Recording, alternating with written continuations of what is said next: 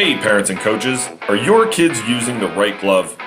The most important skill for youth athletes to learn is how to play proper catch. The problem is, most youth gloves are made with bad leather and are too big for small hands. They actually make it harder to play catch. That's why former Major League Baseball shortstop Kevin Smith created Cali gloves. Cali gloves are crafted from 100% Japanese kip leather and are the perfect size for kids. All Cali gloves come with palm slits, finger loops, and elastic wrist lacing that encourage proper hand placement, the right closing patterns, and give kids more confidence to go make plays. Cali gloves even allow parents to break in the glove without stretching out the fit. It's the glove Kevin wishes he had growing up, and the glove all his teammates want for their kids. Visit caligloves.com to learn more and help your kids play better catch. That's Cali Gloves, K-A-L-I gloves.com. Welcome to this week's edition of In the Clubhouse with the MD Baseball. I'm Andy Kirikides, joined with my wonderful co-host, Keith Glasser. How we doing? Great, how are you? Good. I'm going to talk about youth sports for a few minutes here. It's obviously a lot going on, and I don't know if we were just talking about this, but I don't know if we've ever really dove into this too much, and we could probably talk on this for hours, but we'll try to keep this somewhat succinct. But it's interesting. You see stuff on social media, and you see some people of significant note when you're talking about professional athletes, whether it's Jeff Francoeur, whether it's Greg Olson, who's pretty vocal on this kind of stuff.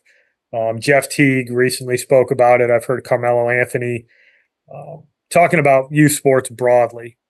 We'll try to bring this back to baseball, but I think that the core of the message from a lot of these guys is that no decisions on how good your kid is going to be are ever made at 10, 11, 12, 13 years old. And I think that a lot of times, and this is probably a parent issue, to be honest with you, and I hope to not be this parent when my son's old enough to do this. Slap me around if I am, Keith. You know better. But we get so invested in like what the future of the kid is that you lose sight of the things that are really important when they're like 10, 11, 12, 13 years old, which is make sure that they enjoy showing up every day. Make sure that they're playing a bunch so they continue to develop, and do everything you can to ensure that they're having fun doing it. Because when you're 12, 13 years old, like some kids have grown, some kids haven't grown. Like rarely is the best 12-year-old the best 18-year-old. Just like rarely, and we were talking about this, rarely is the best 18-year-old the best 22-year-old. Development happens at different rates. Personality traits drive a lot of this development. And I think what we're seeing in youth sports is this like wild overcommitment to travel and being on the elite team and losing sight of just making sure your kid enjoys showing up to the field.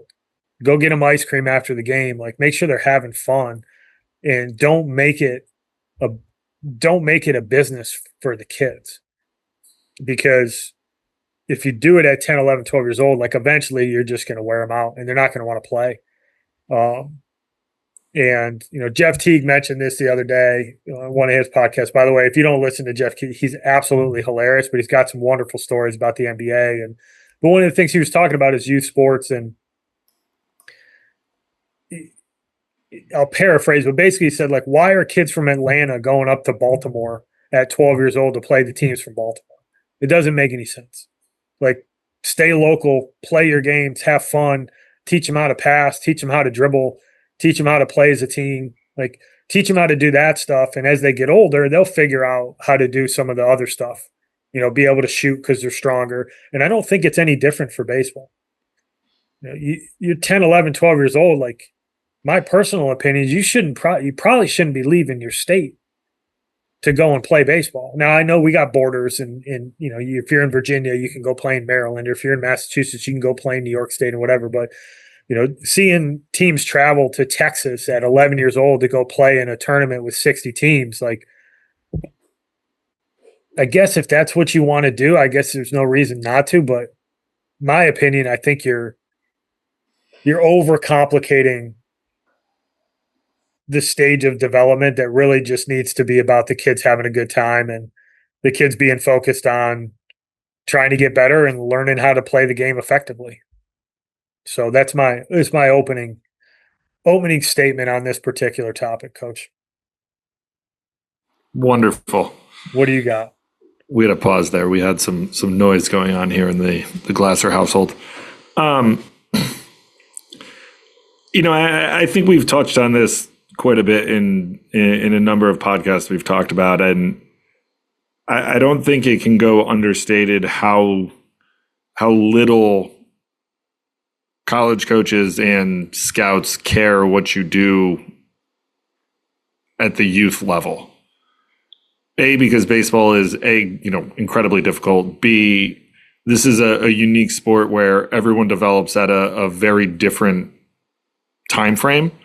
It's not necessarily like football where if you want to go play, high-end Division I football, you probably got to be uber physical and run like a 4.4 to be a running back. Like, you don't have to be a guy to go play Division I baseball that's 6'6" and is 94 to 97. Like, you could be a dude who can spin it and do some outlier stuff and still find a spot somewhere. But, I think the one thing, and my wife had sent me something the other day, and I shared it with you, that I think is very true, is that, you have a number of professional scouts at all levels, not just baseball, but baseball, football, hoops, hockey, where they miss all the time on guys. And we've talked about here from a recruiting standpoint that if you're hitting at 50%, you're feeling really good about yourself, where 50% of your class is living up to or exceeding the expectations in which you thought that they were going to be at. And for some reason at the youth level, we believe that we can identify 6, 7, 8-year-olds that are going to be really good for the next 10, 11, 12, 13 years. And there's too many variables. There's too many things that go on. Puberty is a real thing that happens. And I think that we're doing a detriment in the youth game, especially for baseball, where kids at the youth level are playing way too many games.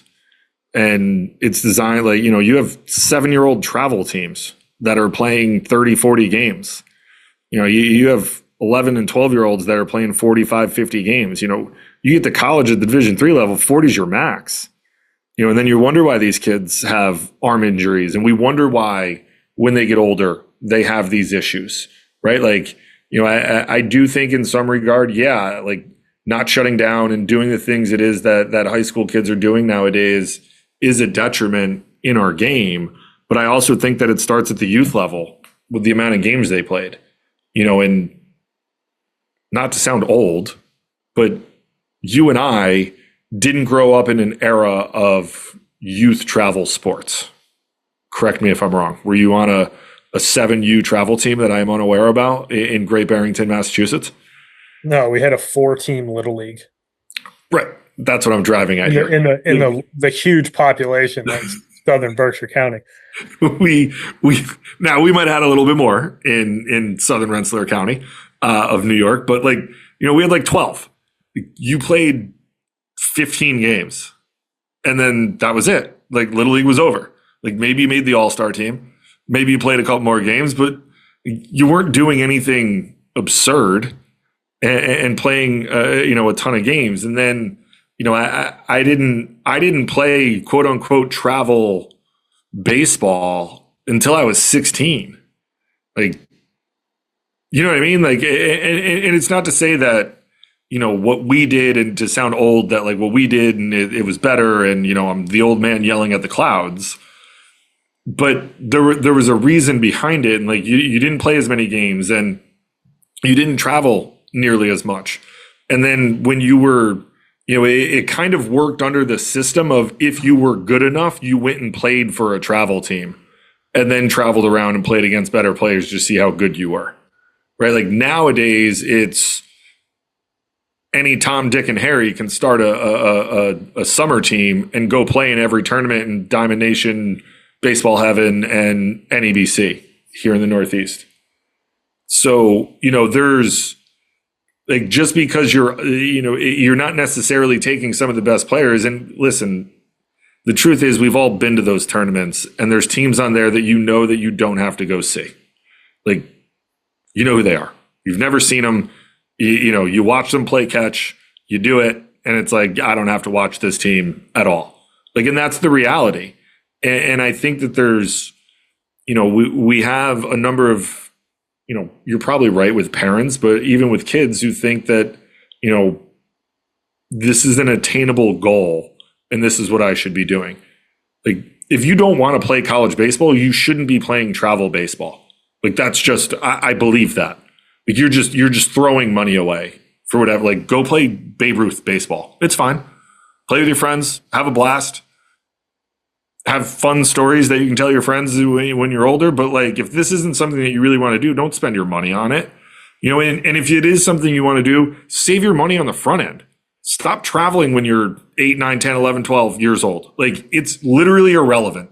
There's not a college coach in the country that you might sit down in front of in 5 years and be like, tell me about how good you were when you were 10. I am really, really interested in how good you were when you were 11. How many home run derbies did you win at 11 years old? Because that's what I recruit. 11-year-old home run derby champions at the Ocean City Beach Blowout Classic on June 26th of 2021. That's what I care about. Like, no one cares about it. And like, listen, like, good on you for doing that stuff and wanting to do it. And like, if you want to use it as a tool to compete and get yourself better, sure. But make no mistake about it. Like, no one is actually going to care about any tournament that you won pre 15 years old. Don't care. Like, and that's just the reality. And there's a lot of people out there that believe that this stuff matters in the recruiting process, and this stuff matters here. Like, there's people when I was coaching that would sit in my office and be like, well, at 11, we won the, Cracking the Crab tournament down in Maryland. Like, okay, I don't care. Like, it doesn't matter to me. And it's funny because I think when you get caught up in it, you think all of that stuff matters.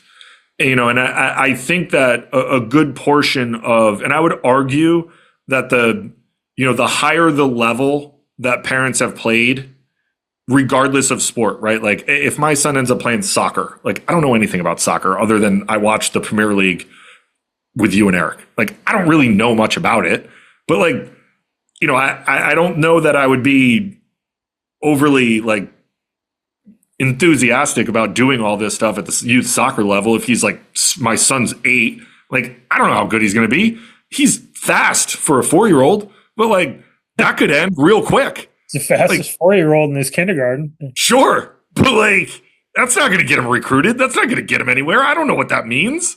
Like, he's 4. I just want him to have fun. Like, you and I talked about this. Like, it's why we didn't put him in T-ball this year. Like, and not to pat my son's back, but like, he hasn't hit off a tee since he's 18 months old. Like, he's going to go play T-ball and be like, yo, this is boring. What am I doing? Someone throw me a ball. And he's not going to want to do it. And I don't want that. Like, I want him to enjoy the game. I want him to have fun. I want him to stay in it for as long as he possibly can. Like, I don't want to get caught up in this, we're going to travel. Like, it's not going to happen. I will tell you right now, my wife and I have been having this conversation a billion times. Like, it's not going to happen. Like, I don't care.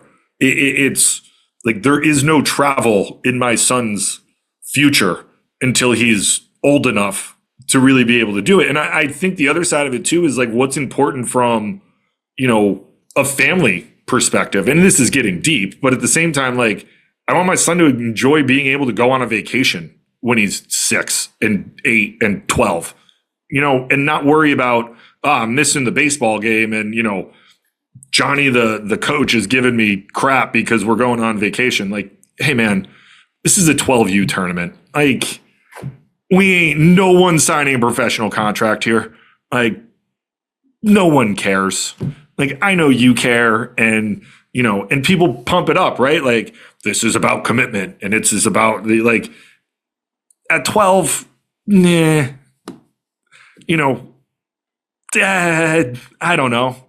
I like it's hard for me sometimes to really wrap my mind around that. And I've been around it a little bit. And I think sometimes that you have, especially nowadays, like you have people's perceptions at the youth level where you have guys that are coaching and girls, but you have people that are coaching that don't have the requisite background to be able to be doing it.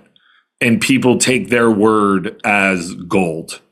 And it's a hard thing. And it's the truth. Like, if you're not legitimately in this game 24/7, 365, like you don't really, it's hard to coach.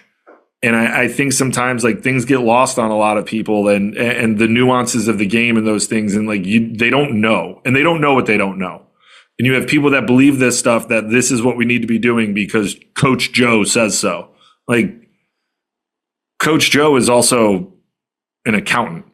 Like he knows what he knows by listening to John Smoltz on the playoff broadcast and what he says. And he's probably the guy that's like, well, Greg Maddux didn't throw hard. He just located.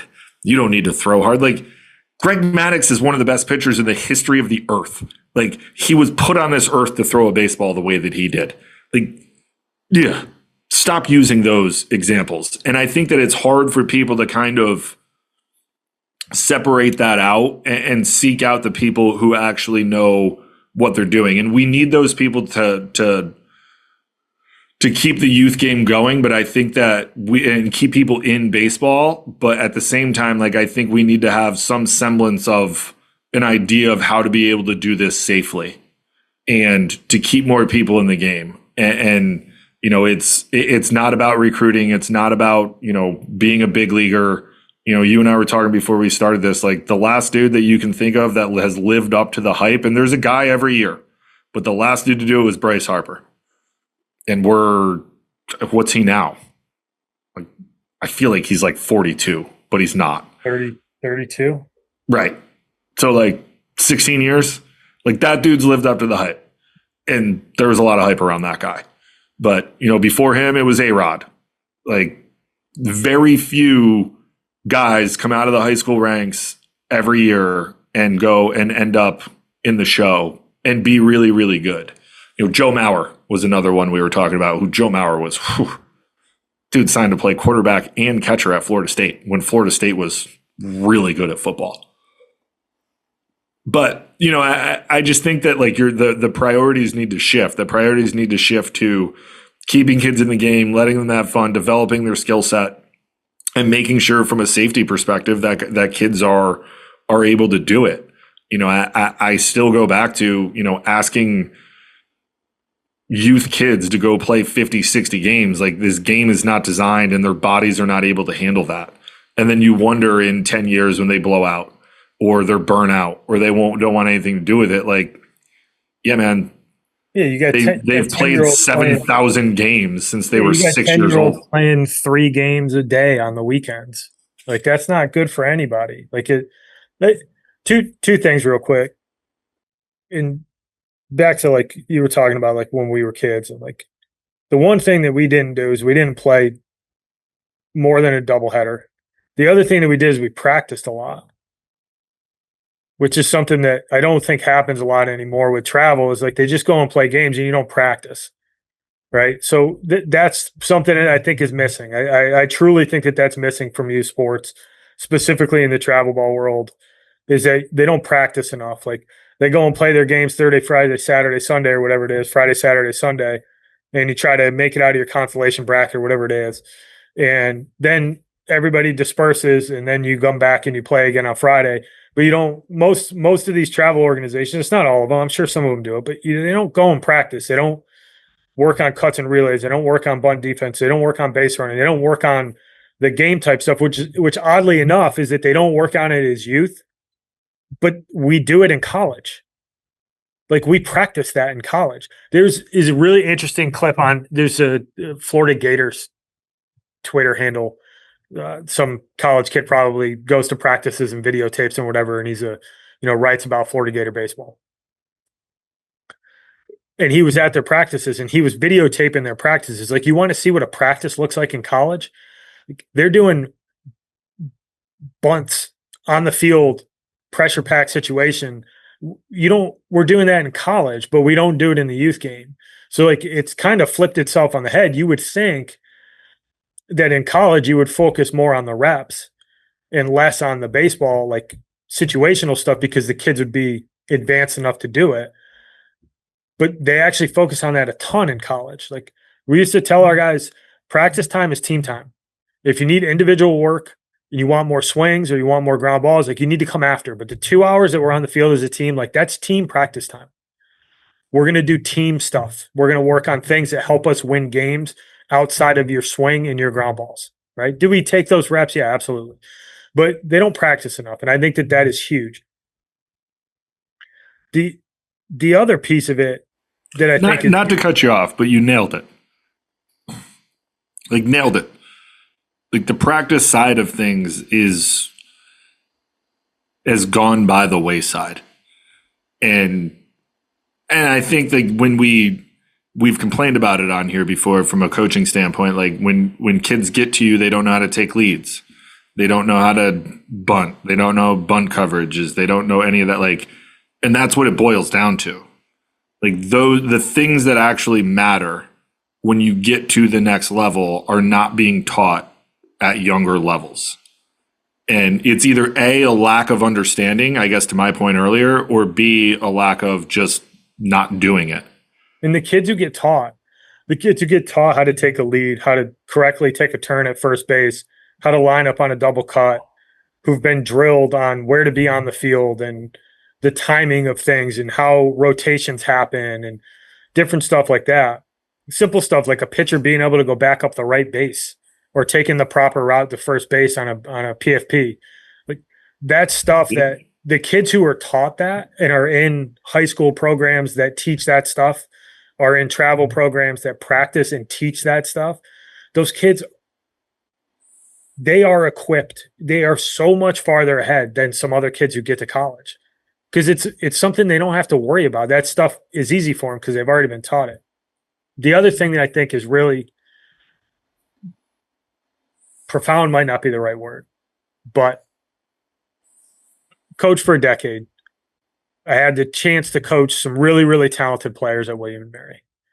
Guys who, one, recently made it to the big leagues with the Cardinals, and a bunch of other guys who played professionally, and a bunch of other guys who are really good baseball players.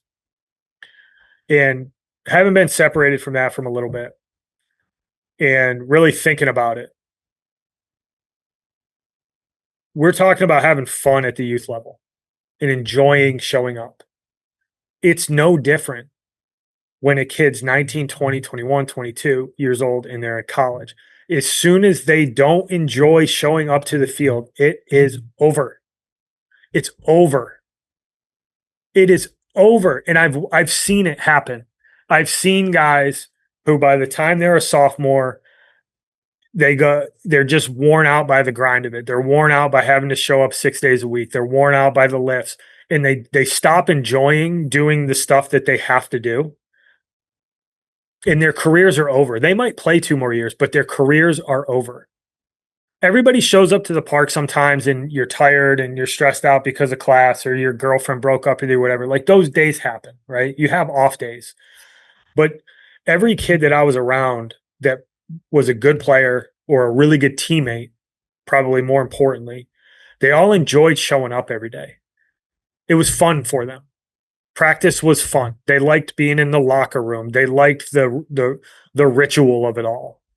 And they wanted to be there. It wasn't something they had to do. It was something that they chose to do, and they were bought in and they were going to show up every day. But for some reason, when we're 10, 11, 12 years old, we've taken the fun out of it. And it's like the practice thing and the having fun thing has been flipped on its head. And I think that might be an odd statement for some people to hear, having coached the guys that I had a chance to coach and be around some of the coaches that I think would echo the same sentiment. Is as soon as a kid doesn't enjoy showing up in college, it's over. Like, it's over. They're never going to be what they can be. And there's nothing you can do about it. No, there's not. And And I think you're dead right. Like if you're there's doing that to a 12-year-old, like, are you setting them up to enjoy playing when they're 16?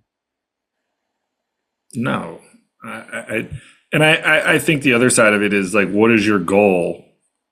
Like, what are your goals when you're doing this, right? And I've seen it a million times. That kid that has played his entire life, he only plays baseball, and the entire goal for everyone in that family and for the kid was to go play college baseball. And they set foot on campus their freshman year, and it's like, well, now what?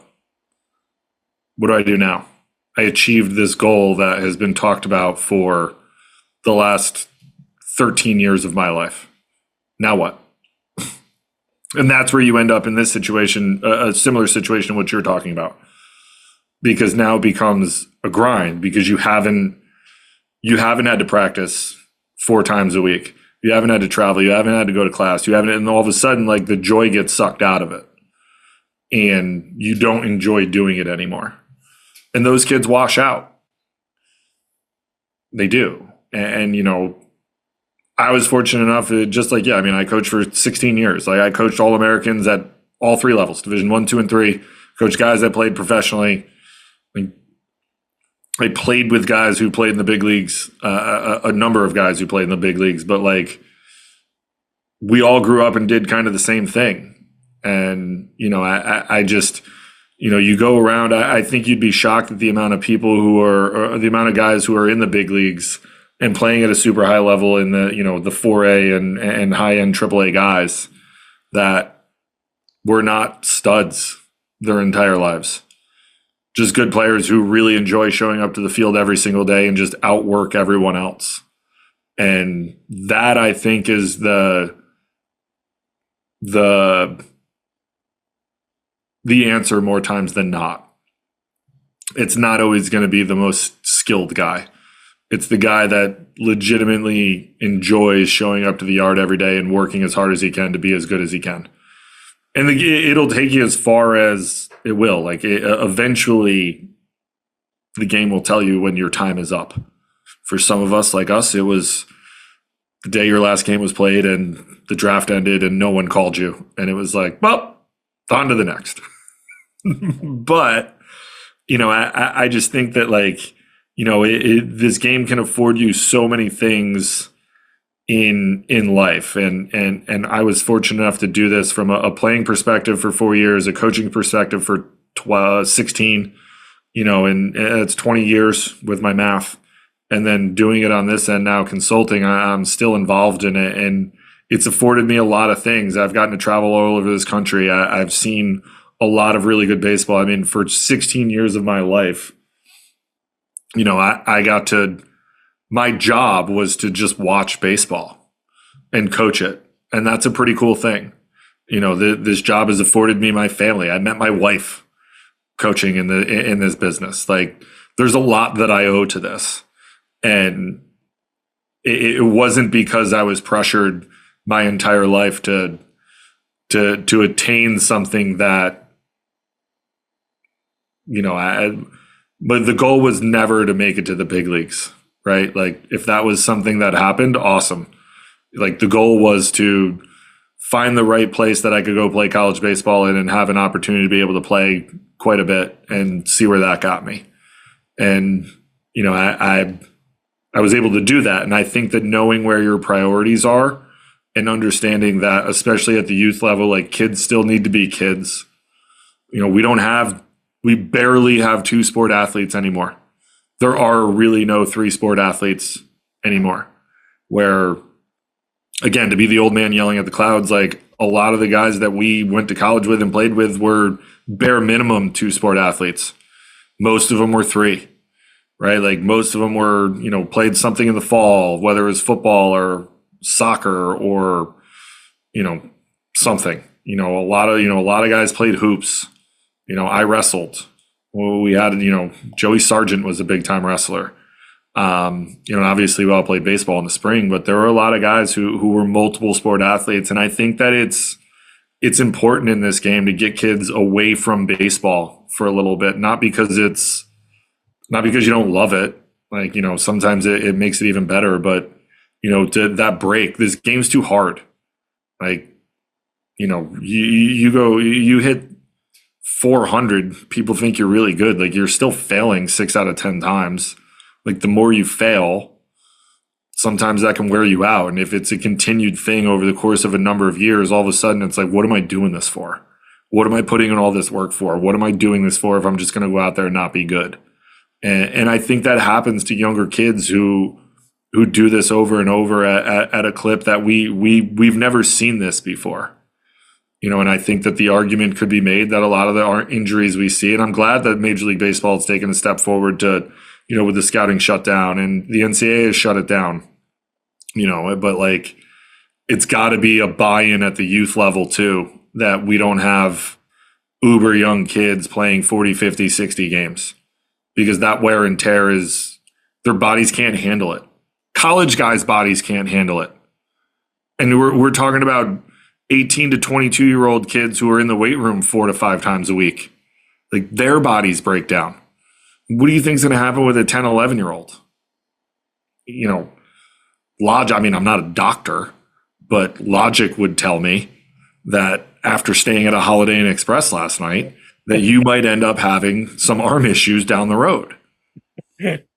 And, it's just like, and I think it's this fallacy that those kids aren't built up correctly, right? Like, college guys are built up, pro guys are built up. Like, you see them at this point in the year being able to go deeper into games, albeit less and less than we've ever seen before in this game. But like, there's a specialty with guys coming out of the pen and throwing 100 miles an hour, but like, those guys are built up to do that stuff. College guys are built up to go, 110, 115 into a game later in the year, because they've had a progression over the course of a couple months. If you have no shutdown and no buildup, like, you're just constantly throwing, you're going to run into issues eventually. And then, when eventually there's an issue when you're 15, 16, it's like, well, the coach just throws them all the time. Yeah, well, we're not also counting, the wear and tear that we have on you for the last 12 years of your life, that you've played 70 games every year, and you've played shortstop and center field and pitched, like, with no break. Like, at some point, I not that I necessarily subscribe to the idea that like you have so many bullets in your arm, but I think like that there's some semblance to truth to it, because we haven't seen this type of stuff before. The rise of the youth sports in this realm. You used to just play Little League and go to Little League World Series, and when your Little League ended, like, that was it. Dream was over. Now you have, people fundraising and vying to go play in Cooperstown every week for, whatever they're printing money for at that facility, for what? And again, like, sure, for the experience, cool, that's awesome. But like, I've heard horror stories from friends of mine who have kids that are older than my son that like, if you don't make the travel team by 12, like, you're pretty much done. They take that team to Cooperstown, and then that's the team that moves on, and those kids quit. Like, that's a horrific thing for our game. A horrific thing for our game. That's the goal. And then after that, if the kids don't make it, like, the kids feel that they can't play this game anymore. It's horrible. Horrible for this game. And that's what's being promoted. Like, that's the biggest thing in the history of the world. And, I think we're at that level. I think that we're at we're at an impasse where we're going to start losing a lot of really good players to this game, because we think at 10, 11 years old that it's written in stone that guys are going to be really good. And, that's just not the case. I mean, there's a lot of big leaguers out there that are Division II guys, that are Division III. I mean, Tarek Struble, you and I were talking about it. Like, he's probably going to go back-to-back Cy Youngs. Like, that dude had one offer out of high school. Made fourth guy in American League history to win back-to-back Cy Youngs. He's the best pitcher on the planet right now. Like, it is a joke what that dude does with the baseball in his hand on the bump. It is a joke. And, University of Seattle, God bless them, was the only school in the country that offered him a scholarship. I'm sure there was other schools out there that offered him, right? But like, from a scholarship perspective, like, they were the only ones. That's where he went. And, I don't even know what they are. What are they? The pilots? I'm not I don't even know what they are. I should know that, but I don't. God bless the University of Seattle. But like, there's way more guys out there like that than you could ever imagine.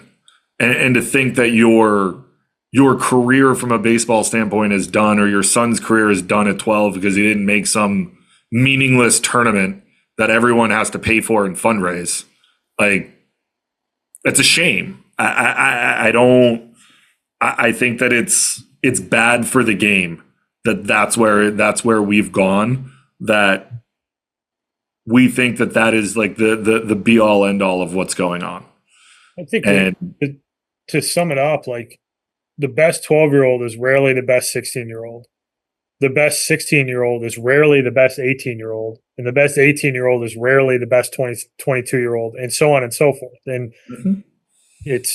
you want to keep kids in this game as long as you can. You want to keep them engaged. You want them to enjoy it. And there comes a point where winning matters and playing in good tournaments and good teams matter, but it doesn't matter at 12. It doesn't. Nobody can convince me otherwise. I have yet to hear anybody give me a compelling argument as to why traveling around the country and playing 50 games as a 12-year-old is going to suit them well when they're 14, 15, 16 years old. When I've watched 16-year-olds who weren't recruitable players turn into Division I scholarship guys 18 months later. Mm-hmm. I mean, we had a guy at RPI I recruited, Brendan McNerney, who was big-bodied kid and under current rules would not be at RPI for 1 year. He'd be at RPI for a year. Like, I recruited him. He was all of 82 to 84, bumped a couple 85s. He got to campus and he was 88 to 91. Like, and like, there's more guys out there like that than you think.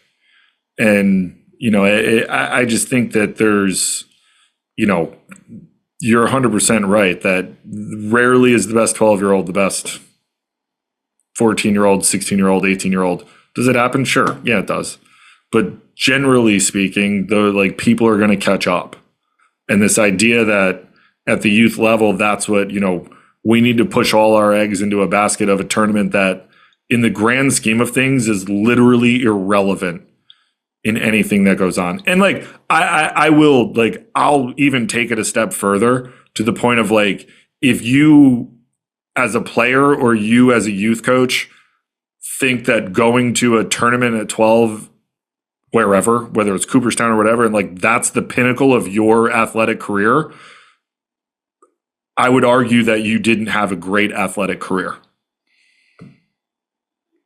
That's just the reality of the situation. Like, cool, you were the best 12-year-old team. Like, awesome. What do you get for that? Do you get like $1 million contract and the New York Yankees want to hire you? Like, no, they don't. They don't care. You're telling me that my Southern Berkshire 8-0 season for Pee Wee football at 11 years old didn't matter? You know what's funny about that? Not a single kid on that team played college football. No, exactly right. The East Greenbush Pop Warner team, we had like 65 straight wins. We won a bunch of Super Bowls. There was like one dude on that team who went and played college football, albeit he was good. But like, one dude. I couldn't even tell you who we played, what was like, I couldn't care less at 39 years old. I didn't care at 18. Like, I mean, it was cool when you did it, but like, it's not like at 39 I'm sitting around having some adult beverage being like, I'll tell you what. When we played that Shaker team in 1996, we ran that 32 power ISO. We really blew the doors off of the number 52 there. Like, spare me. I couldn't tell you a game from. I could probably tell you like 3 or 4 things that happened in high school that from games.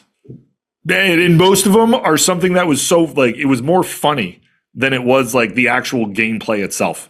Well, how about this? And looking back, and I had not thought about this. in years. I had not thought about this, but it speaks to, and I experienced this. So the football league that I played in when I was a kid, there's age limits and there was weight limits. So it was like 10, it was like 9 to 11. And if you were 9 to 11, you had to weigh under 150 pounds. Because I remember it was a huge deal when I was 11 and I broke the 100-pound barrier. Like, it was like a big deal. Yeah. I remember just being freaking pumped that I broke the 100-pound level. And you could play in that league if you were 12, but if you were 12, you had to weigh less than 125 pounds. And we had to travel up to Pittsfield, Massachusetts to do thriving metropolis to do weigh-ins. Every single kid had to go step on a scale, right? And looking back on it, it's so ridiculous. We had kids, and I'll never forget this, is a buddy of mine was his I can't believe I'm saying this. His dad, he will remain nameless for the purpose of the podcast, but his dad, so he was one of the kids who weighed like 155, and he needed to be below 150 pounds. They dressed him up. They wrapped him in garbage bags from ankle to neck, put him in sweatpants, and he ran around the facility for an hour. They wiped him down, and he stood there in just underwear to weigh in so he could get to 149. We were doing that as 11-year-olds. Like, how dumb is that? Yeah. Like, looking back on it, like, how dumb is that? No, I mean, I did very similar things like 15, 16, and 17 to make weight for wrestling. Like, I feel like that's a little different, but yeah, like, but just a wild thing. An 11-year-old who all he wants to do is go have a freaking soda and a hot dog after is running around for an hour. And I remember like, I can remember him running around the field outside of the weighing station. And like, you had to line up like cattle and like teasing him. Yeah. You had to line up like cattle. Dude, got to get to 149. But like, what a wild thing to put an 11-year-old through. And like, I don't know, like, some people will be like, oh, I mean, and like, you even had the kids that were underweight. I mean, we had kids that were underweight that like they'd weigh in their like pants and they'd like load their cup with lead. So they could weigh 70 pounds. Yes. What are we doing? So like, you look back on it now and you're like, yo, what is happening? It seems normal because the adults in the room were like, looking back. When you're 11, you're like, this is just normal. It's like, who signed off on this? Yeah. And like, I'm as competitive as they get. And like, I think that certain things breed toughness. And I think that going through tough things and doing tough things is really valuable. But when you're like 11 or 12, I just don't know if that's the answer. And it's not quite the same as what we're talking about with like traveling all over the place and doing all that kind of stuff. But I think it points to, like, do good by the kids. Teach them how to play the game. Make sure that they're having fun. Make sure that they get an ice cream and a popsicle after the game. Like, there's nothing wrong with that, because if they enjoy it at 12, they're more likely to enjoy it at 13. They're more likely to enjoy it at 14. They're more likely to enjoy it at 15. And then when you get to 15 and 16, you can start to look at it and be like, oh, okay. Like, maybe you have a chance to play in college. Now we need to start to think about, hey, like, do we need to make a couple sacrifices if this is what you really want? That's when that conversation should start. And I just hope that the parents who are listening to this, if you have a young kid, like, just think about what we're saying. Like, you know, it's our opinion, but I think that our opinion comes from a place of experience and, you know, knowledge. Like, we've coached at the highest level of amateur baseball, and we've been around guys and coached guys who have gone on to play at higher levels than we ever imagined playing. We've been around coaches who are coaching at higher levels than we've ever coached. And the funny thing is that the message from those guys is all the same that we're telling you now. Like, when Greg Olson or Chipper Jones or Jeff Francoeur, like, guys who are Hall of Famers or superstars or borderline Hall of Famers say the same thing. I don't think it's a coincidence. And no, it's not. Make sure the joy is there. Make sure the kids enjoy it. Like I think if you start there, like yes, ask them to win, ask them to play hard, ask them to compete. But your first question when you get in the car shouldn't be like, why'd you take that third strike in your third at bat? Yeah, it doesn't do anybody any good. No. Like, they're not trying to strike out. Meanwhile, I'm working on my 13-month-old arm action, trying to get him to throw right-handed instead of left-handed. Yeah, I mean, I was throwing softballs at Walker when he was like 4 months old, so he wouldn't be afraid of the ball when he gets in the box. But I digress. Like, I think it's important. I think it's important for the health of baseball. But yes, but it's important for the kids too, that like you understand that it's not. I mean, you see those signs on fields all the time. Like, you know, when I was coaching, I'd laugh at them a little bit when I was younger, and now that I'm older and seeing of where this has gone, it's only, in my opinion, gotten a little bit worse. Yeah, I think no one is showing up to watch your 12-year-old be really good at 12-year-old baseball. It doesn't help when you've got Perfect Game posting videos of 2030s. No, and they're part of the problem too. Like, I mean, let's call it what it is. But I also think like you have to understand where it's coming from. Like, that is a multi-billion-dollar business that's trying to generate more money. It's what it is. You know, and you know, people fall into this trap all the time, and those things do not matter. It doesn't matter. Like, the dude that's the best 2032 ranked player right now is likely not going to be the best ranked, you know, top ranked 2032 player in 7 years. Nope. It's just like, that's the truth. There's too much that can happen. So, I mean, and that, again, to kind of put a bow on it, but like, if you're paying attention on Twitter right now, you're seeing it in real time of guys at the high school level that just went to Jupiter and then were likely told that they no longer have a spot on the team in which they had committed to because their recruiting is now open. And however way you slice it, it's likely because they went down there, and when they saw them, that coaching staff said, I don't think he's going to be good enough to play for us now. They thought that 7-8 months ago when they committed him, maybe a year, but not now. And it's happening in real time. So if you think that you can do it, you know, you have this all figured out at 11 and that stuff matters, fast forward 6-7 years, you got a whole other bag of issues. Mm-hmm. All right. Anything else you want to add, Coach? Not now. I could probably talk about this for hours, but no, not now. Have fun. Keep it fun. Make sure your kids enjoy it. Thanks for listening. Thanks for listening to our TED Talk on youth sports. Adios. Talk to you next week. Thanks, everybody. Thank you for listening this week. If you're watching on YouTube, go ahead and hit that subscribe button and smash that like button for us. Check us out on Apple Podcasts, Google Podcasts, as well as Spotify. You can follow us on Twitter and Instagram at EMD Baseball.